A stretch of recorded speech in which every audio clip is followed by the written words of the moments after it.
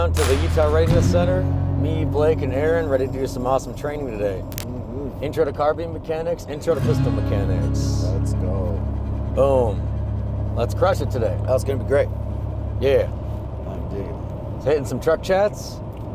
Yeah. I got that nerve thing again. You know, it's like, I don't know what to do. I'm not even here. No problem. What do I do? Oh, see, What do I do we'll with just my go off hands? on the topic we talked about. Yeah. Yeah, so Oh, we that. had some interesting topics that were sent in to us. Topic on optic height. Yeah, so Yeah. I think that's a pretty interesting one. Yeah. So yeah, let's start it off. So right now I'm running the GBRS Hydra mount with the EOTech EXPS 3-4.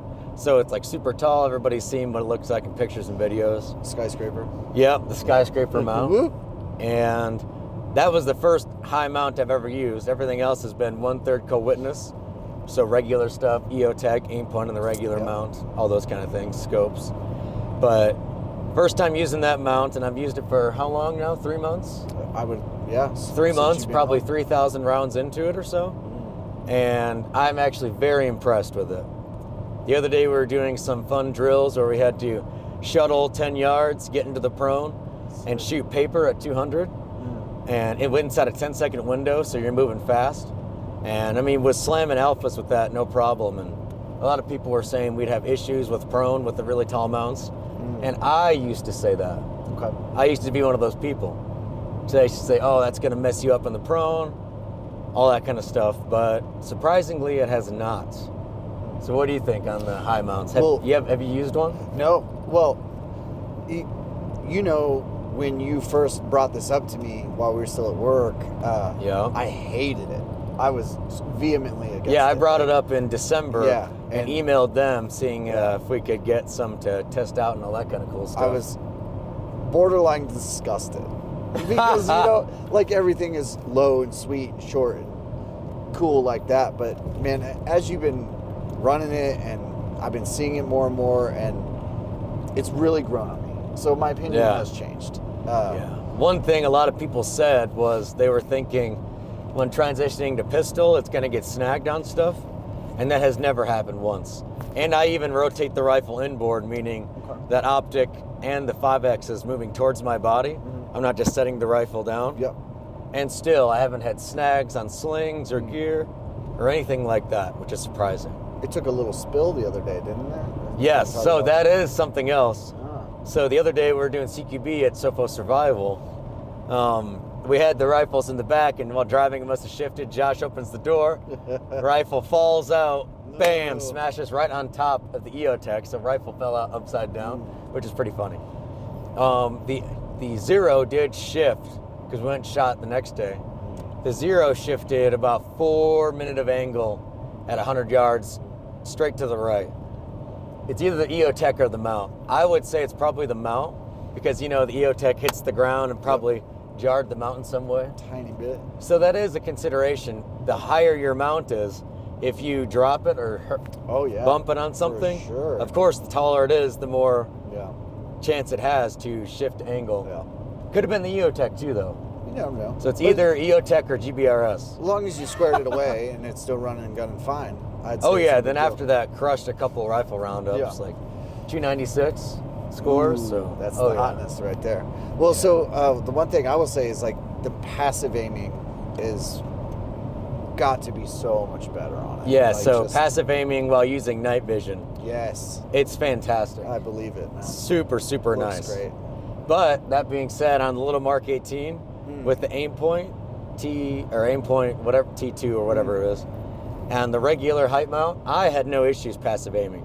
But that's standing and kneeling. Yeah. With that height mount or that 1/3 co-witness aim Prone. point in the prone with night vision sucked. I believe it. But doing in the prone with night vision with this Hydra mount, super tall, I do like you saw the video. Yeah. Do like the tripod position.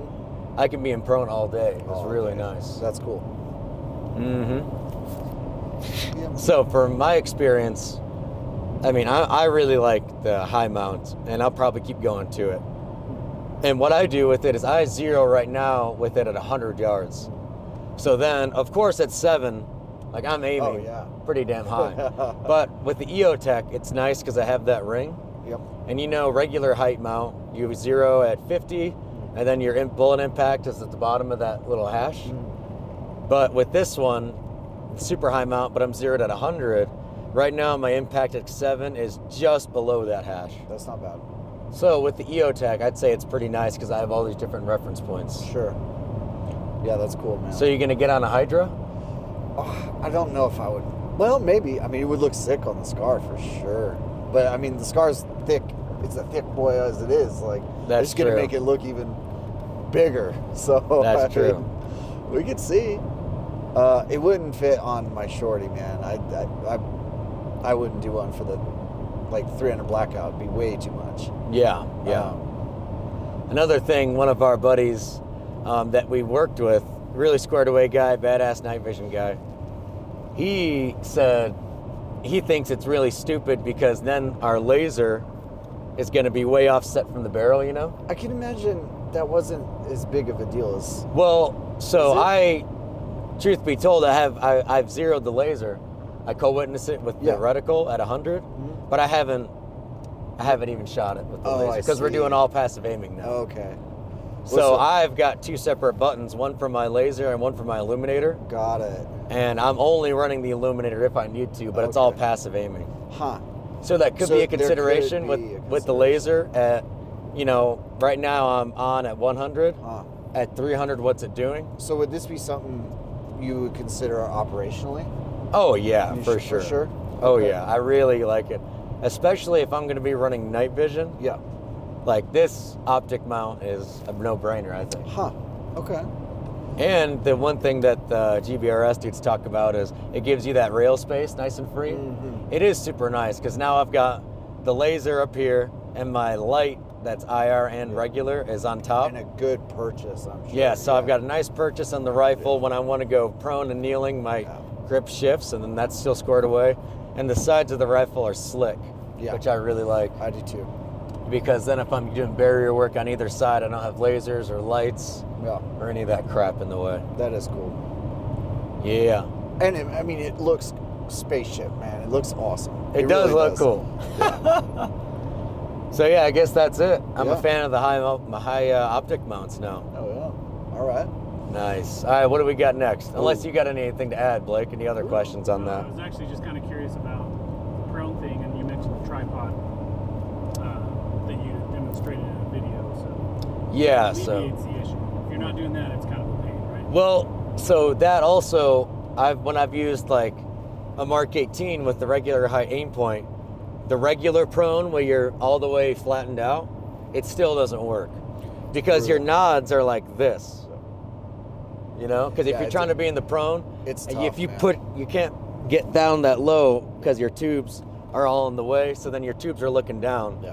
Where with the GBRS mount and propping up on the tripod, where your head naturally is looking through the tubes, it's like the reticle's right there. That's cool.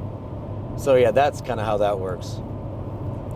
Yeah. It was a game changer. I can see like that. shooting in the prone night vision 200 yards on paper, no problem. Which before is a problem. Oh yeah. Oh, it's brutal, man. Unless you're trying to use your laser. I'm not having a good time. Oh, good thing you brought that up, Blake. Another thing that I think is super important that we need to start really training passive aiming, especially, of course, standing, but kneeling and prone, is it depends on where your laser button is, right? I don't want to have to at night change my position on my rifle or my rail, how I grip it, because my standing grip is up here, so that's where my pressure pad is. Got it. But if I'm in the prone, I shift that back slightly and get contact with the ground. So then if I always train, I have to run the laser under night vision and prone or kneeling. Now I have to grip all the way up here at all times, and now I'm not getting optimal points of contact. That's a good point. So that's something else I've realized, training the passive aiming through the tubes and that night becomes vision. a non-issue. Exactly. So then it's my regular position versus not, which is obviously not good. That makes sense. Nice. I like that. Boom. Boom. All right, what we got next, Blake? Put away my list. What do you got, Aaron? Anything, man. I mean, I'm working on my espresso now after my monster, and So, Yeah, you're a caffeine addict. I really am, man. It's bad. I gotta Gotta be careful with that. Sometimes, yeah. Stretch out those adrenals. Yeah. I don't know. It's not so bad, I don't think. Definitely more than the average person, maybe. But nice. All right. Yep. What you got? Go for it. How about open versus closed emitter? Oh yeah, you know, Ooh. like the new Acro and the Hollowstone has some closed emitter oh options. yeah. Oh man. So I was a big time Trijicon RMR guy, Uh-huh. durable, badass, and they've been awesome. This year, having so much snow, running and gunning, you know, pistol down here, getting to the prone, getting in the snow. Snow is getting in there. So I'm gonna try to shift my guns towards the Acro Okay. for that closed emitter option. Thing is, with the closed emitter, you're still gonna get wet on the lenses. Sure. I don't know if you call them lenses, but the Yeah, glass. Same. So you still have to wipe it off, but as soon as you swipe it, or if you shake it off, that dot's gonna be regular. But with the RMR, it kind of gets in there. So now the glass is wet. There's wet on the emitter. Yep. And how the RMR is, it's got like that little cup. Yep. So then like snow kind of gets in there. It gets I hard can to see get that, out. man. So I was an RMR guy. I was like, oh yeah, RMR all the way because they're super durable. But now, I'm sure Trigicon's going to come out with a closed emitter system. Yeah. Can we take this out? Yeah, for sure. I haven't gotten a lot of crazy stuff because That's open emitter, right? Yeah, but stuff does still get inside there. Like dust and dirt. And you're not even running and gunning in snow with it. No, not at all. That's just your carry piece. Yeah, but so I don't have a lot to say on this topic, but that is something to be cognizant of.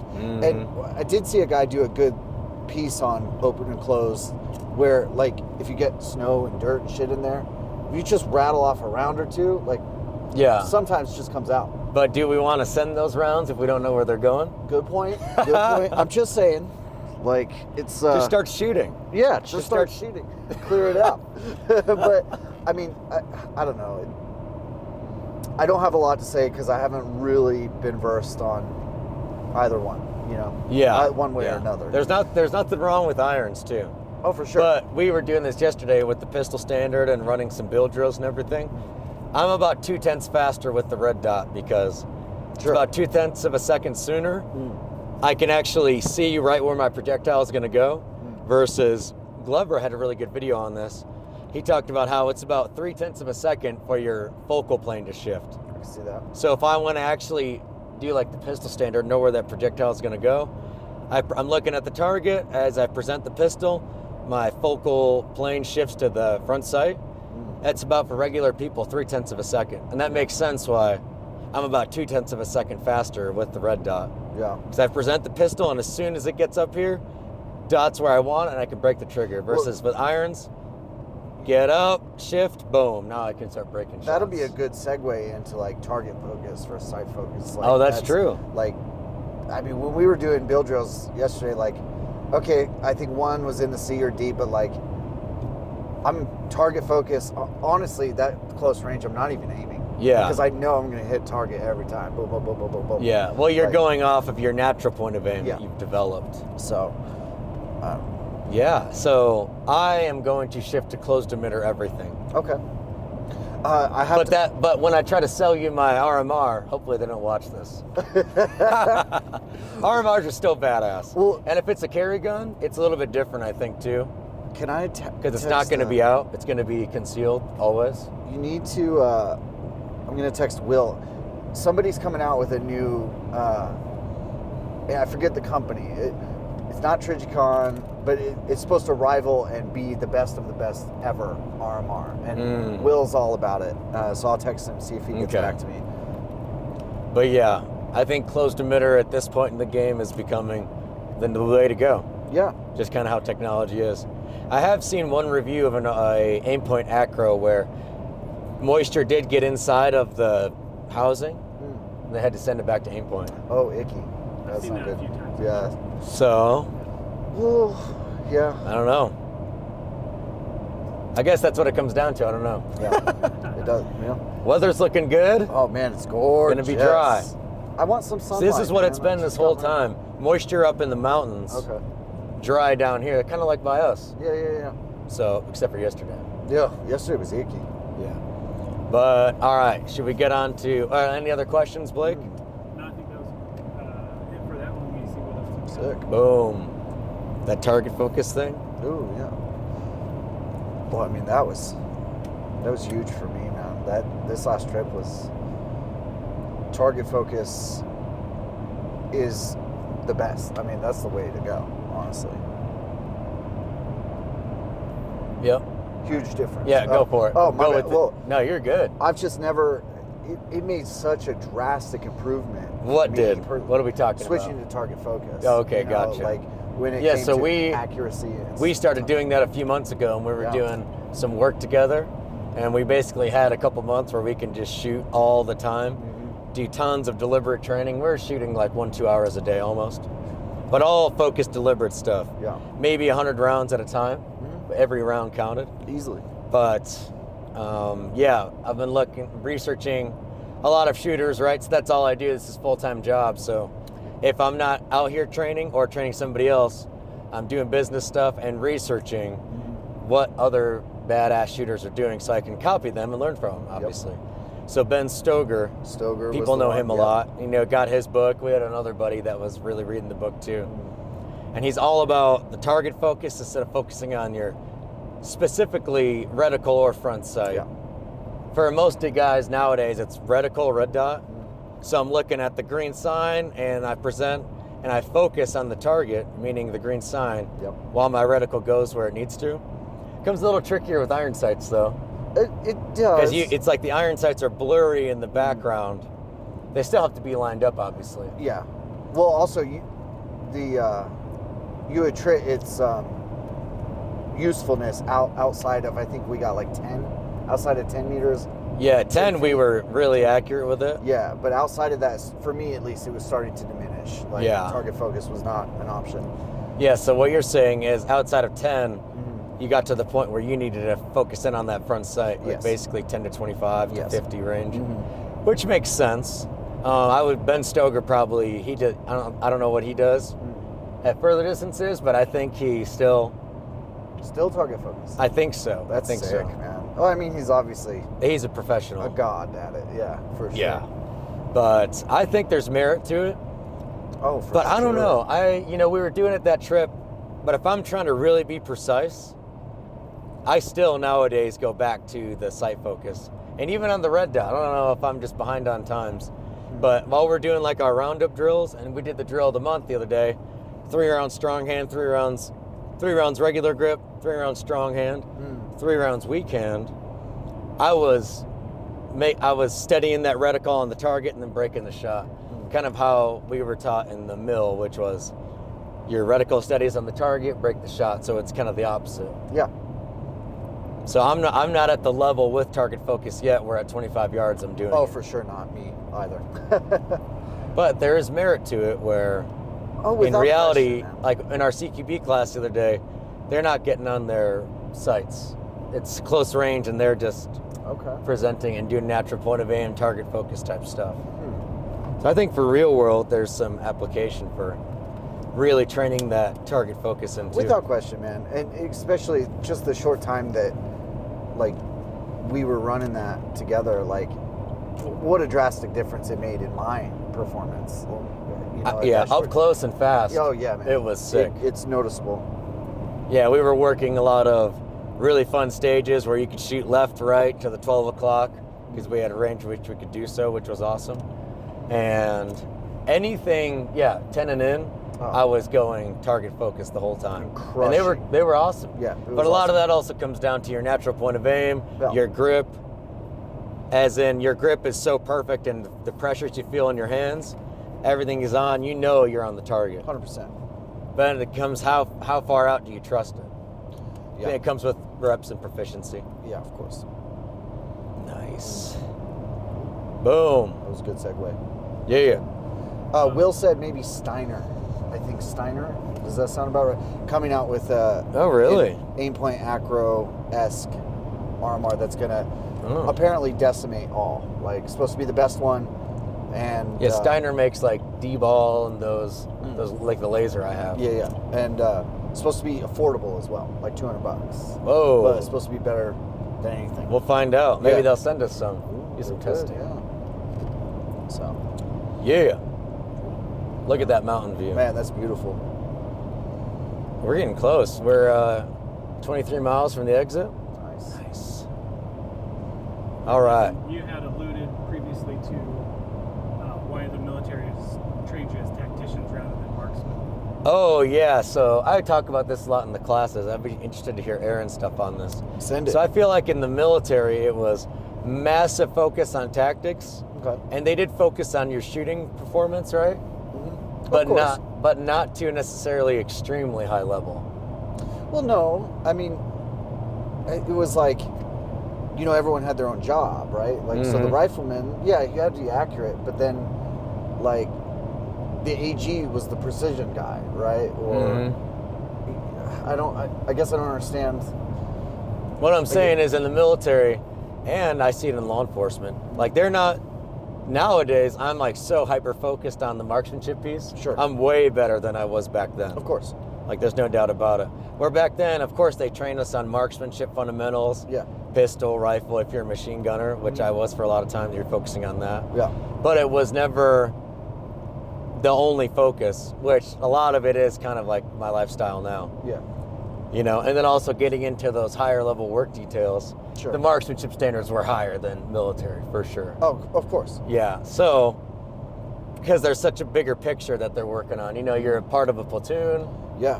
Well, so yeah. you're working on the tactics piece more so than the individual marksmanship. Of course, man. I mean, you got so many jobs in the mill. Exactly. No matter what you do, you know, it's like you have to be good at everything, or at least, you know.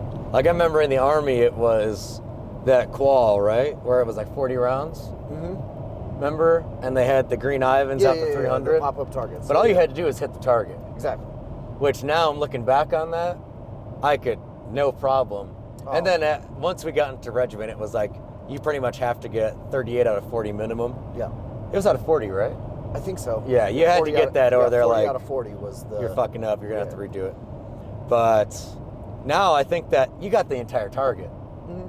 So, like, that's a different level where now we're trying to get at people alphas at 200 with added stress, Yeah. which is a different kind of level, I'd say. Oh, for sure. But I mean, a lot of that comes with like, obviously training, but time and money, right? Yeah, it's so- expensive to get to that level. Yeah, you know? so how much time are you going to spend on each individual soldier Exactly. with How their much marksmanship versus, okay, we also have to train them on tactics, on medical, on communications, Yeah, so many other things. a lot to deal with. So I would say that there's probably a small standard you can get them to be proficient enough and Yeah. accurate enough to be good to go. Yeah, so to for speak. sure, for sure. So, Yeah, so what was your marksmanship standards like for pistol at 10th Mountain? oh man, Non-existent? yeah, not really, non-existent. I 'cause- figured. Oh shit! I mean, once I got to sector, like it was like I traded my pistol out because I was a machine gunner. Yeah. and I carried a shotgun. Oh, my yeah, back. for breaching? Yeah, breaching, whatever. Interesting. Like if we were through small towns, I mean, you can't open automatic fire in a small city. You know, this doesn't make sense. You just So your carry sidearm series as a of machine shit, gunner was a shotty. shotgun? Yeah, it's a little small Mossberg 500. Yeah, it was great. Really? Yeah. Interesting. We were rocking pistol or You know, nothing. I mean, I had the option, and you know, I liked the shotgun. It was cool. Interesting. It was cool to just walk through a tiny town, put the 240 on the back, and just let it hang, and then That's interesting. shotgun. It was cool. Huh. Hey, we were mostly rocking 48s. Yeah. So then it was like you could stand and shoot that thing. Oh, for if sure. You needed Yeah, to. yeah, for sure. And you could with the 240, but that's Yeah. a little bit. That was rough. Yeah. Well, I mean, so we had saw gunners, you know, so Yeah. like it was good to be in the city, you know, in a Interesting. town and just not have to worry about letting the pig go, you know, or like having to deal with that. So Yeah, I remember a regiment, we had Berettas, then we got the Glocks. yeah, the Beretta. Ugh. And yeah, the Berettas sucked. Oh, terrible. but brick. I remember we did pistol quals I think I don't remember. I think I did one my whole time. Like Yeah, ever. we did them often whenever Yeah. we would go to the range, but I said this in a different video. If I back then tried to do the TCTS pistol standard, there's no way I would have passed. Well, so that's something you notice, like, I would say military wide. I mean, you see it with guys who come to work. They're like, Yeah. they've never done pistol, like, Yeah. to almost any standard. Which, Yeah. I mean, it's no fault of their own, really, so to speak, but it's just something the military doesn't, I think, train on, because your primary weapon is your rifle, Your yeah. rifle. So it's like anything you get pistol wise is luck of the draw, or like secondary in nature. Yeah. So Depending on your funding and all that. exactly. Yeah. Yeah. So it's a pretty interesting dynamic. But same thing with a lot of LE guys we've trained with. Pistol standard, rifle standard, 3 or 7 yards. And like I can guarantee if we went to, I don't know, like there's Utah National Guard right up the road from us in Spanish Fork. Them, we like, oh, let's try this drill. 90% of them aren't going to be able to. For No sure. time constraint, put the 30 rounds in the target. Just because it's all about that trigger discipline and slow, consistent accuracy. And that's not really harped on that much.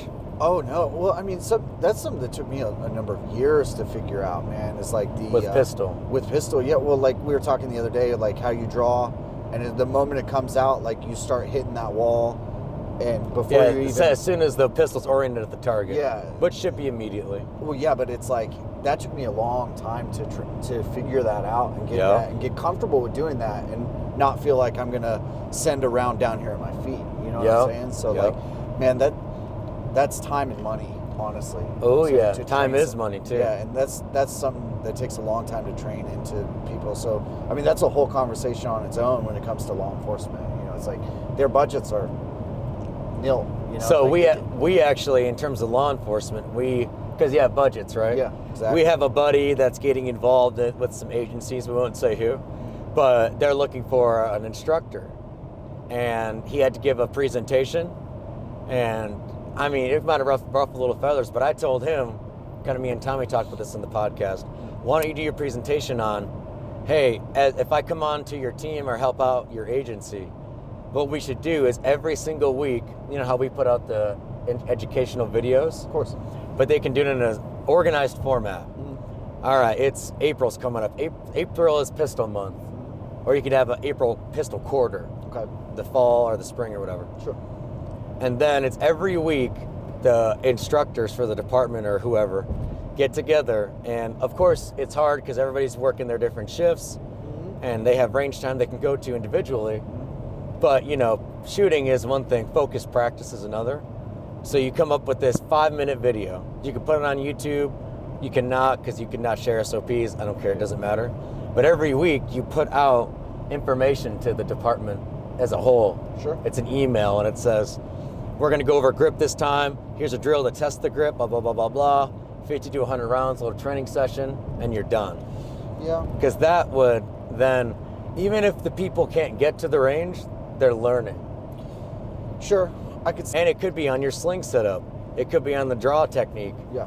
And if they don't take it upon themselves to actually do it, they're still not going to get better. But at least you're giving them the information Yeah. to get better. Because we had a situation, we were working with some guys. We talked about this in the podcast with Tommy. They had no idea how to set up their sling in an effective way. And that's totally screwed up. Yeah, man. Like, and that's their teacher's fault. Of course. Because you don't have to have the money to give everybody slings and this or that, but you need to tell them, here's different ways you can set up a sling, here's the upsides, the downsides. Sure. Like, as a professional with a firearm, which they should be, you got to know how to set up a sling on the rifle. Agreed. That's like a holster on a pistol. Yeah, it's 101. You know, that's entry level. You should be able to should be doing that, man. But yeah, what do you think about that idea for departments or even like military groups? I don't know. Because I've seen it done. Like, you know, our guy for work was doing that for a while, and it fell off because nobody was like, there was no input. You know. Well, that's because there's a lot of lazy people. Exactly. So that's where it comes down to. That's not is- inherent in just Everybody. any one sect. Yeah, that's it. That's everywhere. There's lazy people, and I'm not the best. I'm not a pinnacle person to look up to, but it's like there's dirtbags also in every. Yeah. So a lot of people at your military unit, at your police department they're not even going to fucking watch it. Probably not. Man. But That's some so people tough. will. And Oh. at least as an instructor, right? Yeah. You do your due diligence. I like So that. then they show up to the class not knowing how to set the rifle sync. You'd be like, what the fuck's wrong with you? I send you a video every week, and 2 months ago was how to set up your rifle sling. Yeah, man. So Yeah. at least you give them the knowledge, and now if they don't have the knowledge, you've given it to them. Yeah. And who knows, hey, maybe these guys showing up to this class maybe they were given the knowledge, but they just don't care, which could be a thing. Roundup standards and why they must be met before getting into high-speed stuff. Ooh, yeah. So we could put this out after we put out the rifle roundup video that we have still failed to provide for everybody. But we're going to get it done on Monday. All right.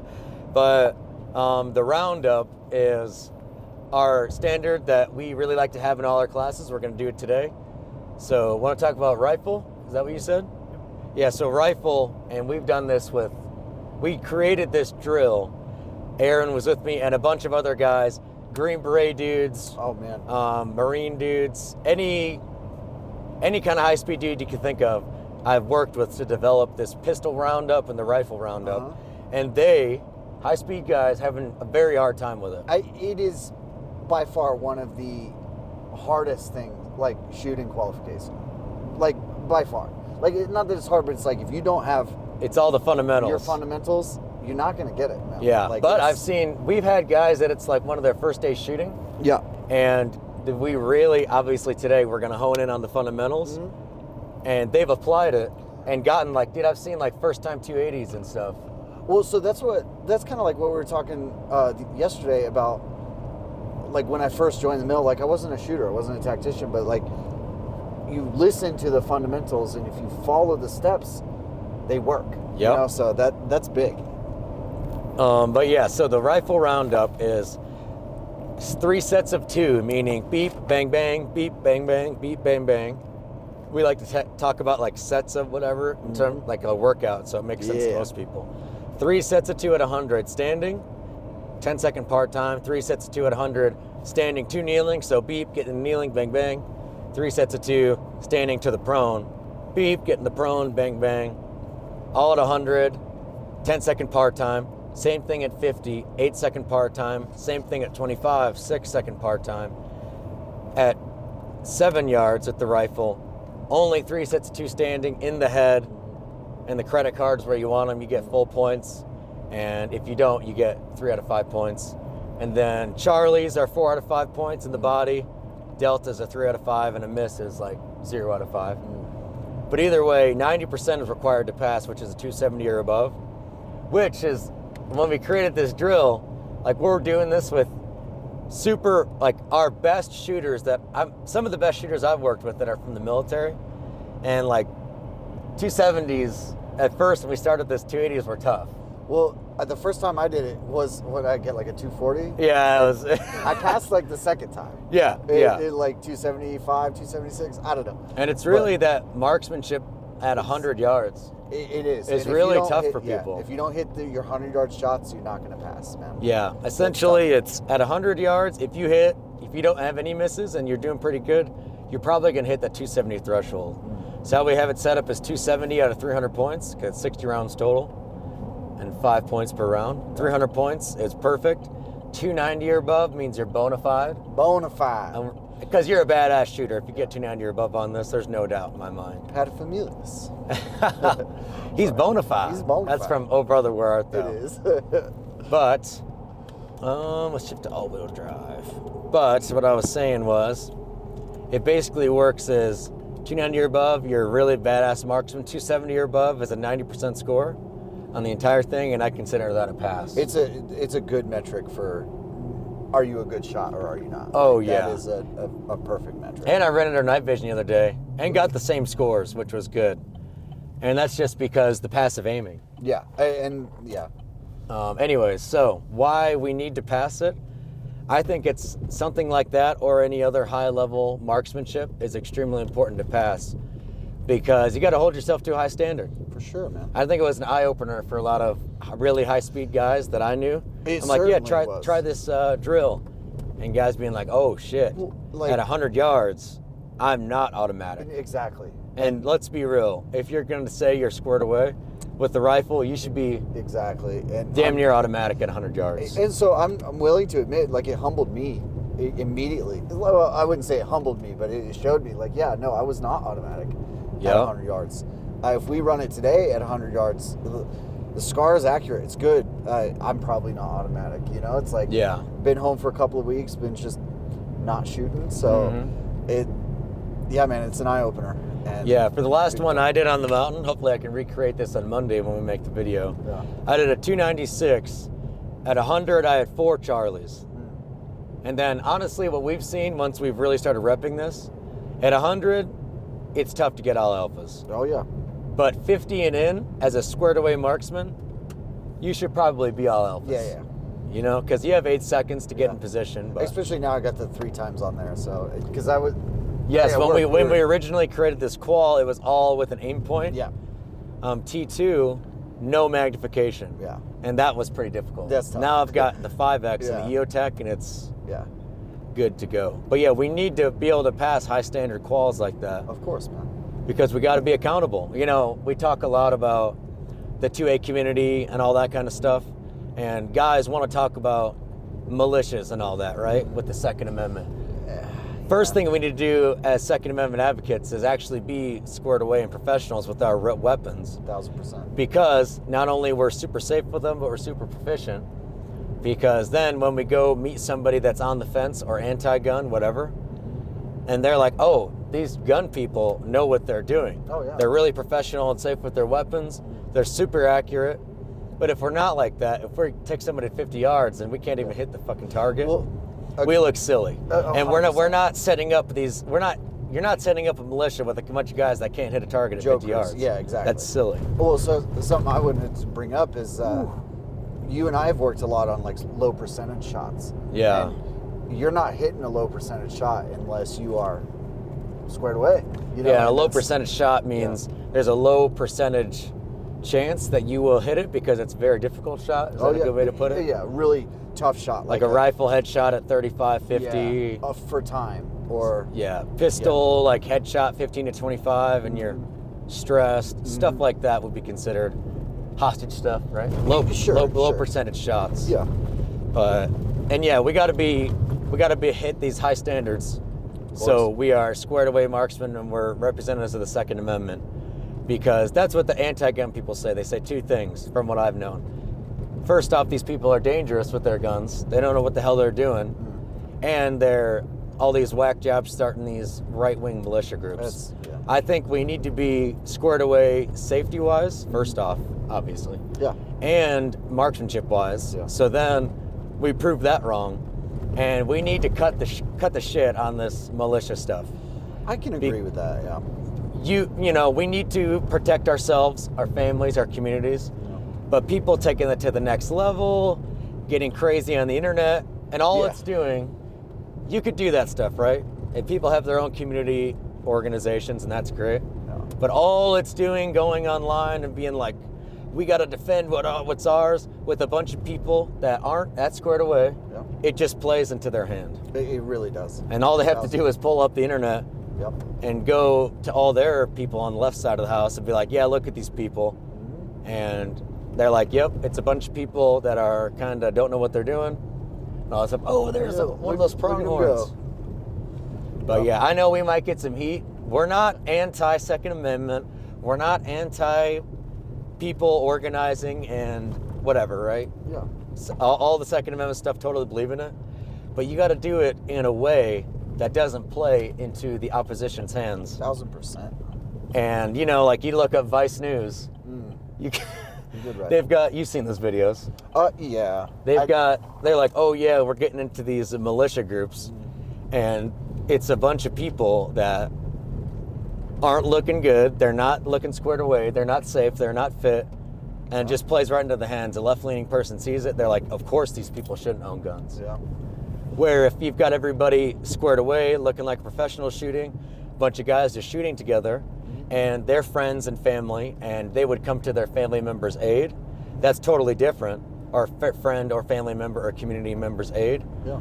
That's different, and a lot of people in the middle of the house would be like, that's not weirdos. Like, they don't know what they're doing. They're squared away people, and they just want to protect each other. So I think that's the way to go about it. 100%, man. Well, and a lot of it too is, I think you mentioned it a moment ago, it's like people on the fence, right? It's like people who don't care, like, either way, or like maybe they lean a little away from guns because, I mean, they're scary, you know? It is a massive explosion going off in your hands, and a pistol moving at 1,200 feet per second. I think those are the best people to bring into the fold, you know? Like, exactly. I've been trying to get, convince my old lady to talk to her office people, because, like, a lot of them are that way. Like, very soft, maybe, not experienced anything like what we do, or, and those are the people to bring in, because once, it's like driving a car. Like, you didn't know how to drive a car at one point. This is a deadly weapon, you know? And it needs to be treated as such. As such. But it's not right now because you learned how to drive it. Yep. Guns are the same way. Exactly. So, yeah, I kind of got on that little tangent. Little rant on the militia stuff. It's just frustrating because I see guys and they're just, it's like, dude, first off, it's probably a lot of guys that like, I don't want to be on a list. But you're putting it on the internet, which can put you on a list, man. They're watching everything you do. Don't worry about 1,000%. that. And they're watching everything I do. Of course they are. But it's just not even for that aspect. It's just if we're trying to be advocates for the Second Amendment and bring people on our side, you gotta be friendly. You gotta look professional with your stuff. You gotta be intellectual about it. Be able to have a solid dialogue, not just go get mad and be like, you're trying to take my guns, which of course they are trying to do. Of course. But we have to attack it in a way where it's going to bring other people to our side and not ostracize everybody. I'm right there with you, man. Boom. What do you think, Blake? Yeah, I don't know. That's such a touchy topic. Oh, yeah. Second Amendment tied directly into the ability to form militias. Exactly. And we're not against it. You just got to do it in the right way. Yeah. And you got to do it classy. Yeah. Well, and I think the term militia probably applies not necessarily to organized groups, but the people in general just having readiness at their fingertips and ability. Yeah. And they should, to for take sure. care of business if needed, right? Yeah, they should have that ability for sure. It just needs to be done in a good way too. Because if you do it in a bad way, then why would anybody come to the side of the Second Amendment? Because all they got to do is pull up the internet and be like, look at these crazy kooks. And you're not crazy kooks, you might not be, but if you look that way, that's what people are going to perceive. Yeah, well, yeah. Perception is reality to them. Perception is reality, yeah.